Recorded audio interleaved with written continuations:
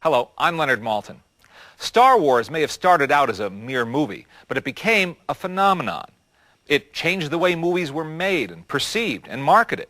It ushered in a new era of science fiction and fantasy and developed a whole new vocabulary of visual special effects.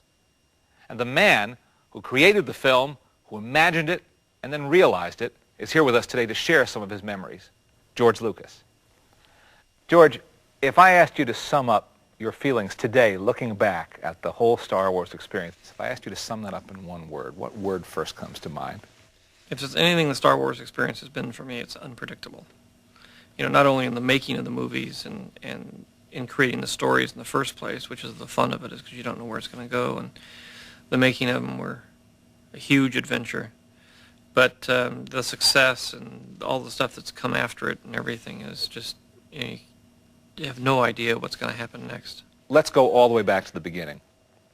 What was the beginning? I would say probably the original impetus for the whole thing was, I used to watch a serial on television called Adventure Theater, and they had Flash Gordon Conquers the Universe on it, and I used to love that.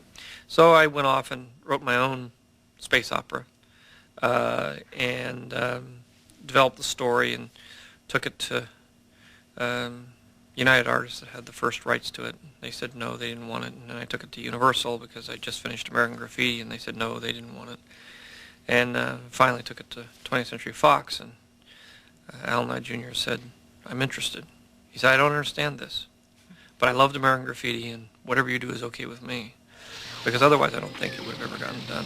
Because it was crazy. You know, spaceships and Wookiees and robots, and it was just unlike anything that had ever been seen before. Tell me about that first script.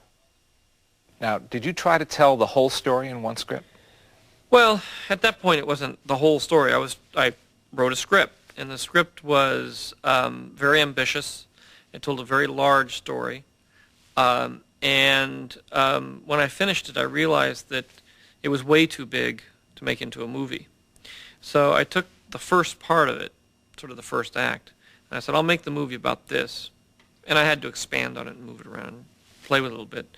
But I basically then focused on that as being the film. And I said, someday, if I ever get a chance, maybe I'll make these other things, the rest of it, the other two-thirds, into a movie.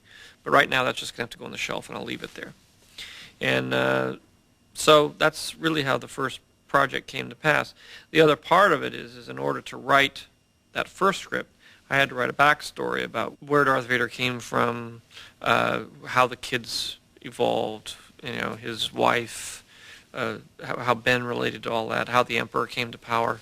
And that ended up being the basis for the projects that I'm working on now. You have a go-ahead on the script. You're revising it as you're preparing now to shoot the movie. How do you begin to prepare to shoot this movie? I went around and there were no departments at the studios, no one to do this. So I had to sort of build up from scratch my own special effects company in the process of starting this whole thing. How do you find people? How do you find the right people to do that kind of thing and to invent things, which is what they had to do? Yeah, there was a small group of people that had done special effects.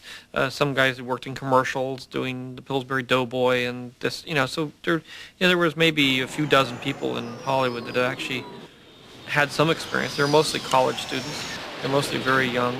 I think the average age of ILM when it started was like 24. That's the average age, and so there are a lot of kids that were like 19, 20 years old. Tell me about some of the casting decisions.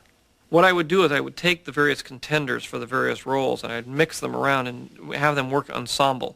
Because what I was trying to do is see how they all look together and work together as a group, not as individuals. And I think that was a very important part about the casting is that I cast a group. I didn't cast one person, one person, one person. I saw how they all worked together and then chose it that way. What was the most serendipitous bit of casting? Probably Harrison. Fred Roos, who was helping with my casting, was a good friend of Harrison's, and so he had him. He was a carpenter, and he sort of had him. I mean, he'd been an actor and he'd been under contract, but he was working as a carpenter, fixing their offices up. And as I was casting everybody, we said, well, we'll start doing these tests. And I said, well, we're short one Han Solo.